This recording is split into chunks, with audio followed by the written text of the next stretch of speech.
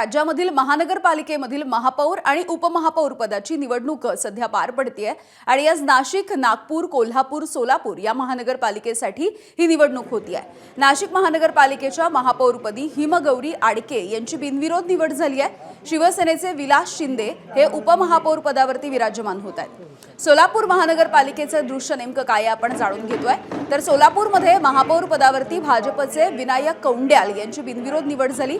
तिकडे कोल्हापूर महानगरपालिकेवरती पहिल्यांदा महायुतीने सत्ता स्थापन केली आहे। भाजपच्या रूपाराणी निकम यांचं नाव आधीपासून चर्चेत होतं, त्यांची निवड झाली आहे। भाजपच्या रूपाराणी निकम यांना 46 मतं मिळाली। काँग्रेसचे सचिन शेंडे यांना 35 मतं पडली आहेत।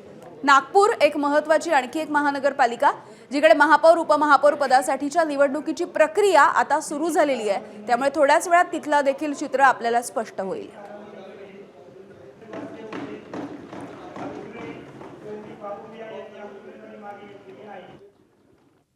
छत्रपती संभाजीनगर महानगरपालिकेमध्ये भाजपचा महापौर बसतोय।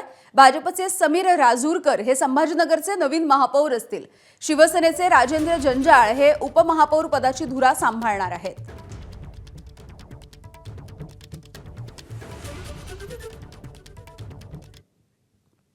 तिकडे धुळे महानगरपालिकेमध्ये भाजपच्या सोबत शिवसेना, राष्ट्रवादी युतीकडून आणि MIM कडून देखील महापौर आणि उपमहापौर यांच्या पदाचे उमेदवारी अर्ज दाखल करण्यात आलेले आहेत।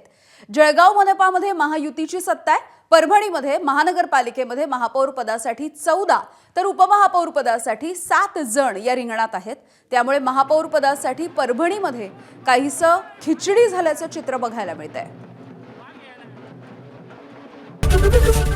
एबीपी माझा, उघडा डोळे बघा नीट।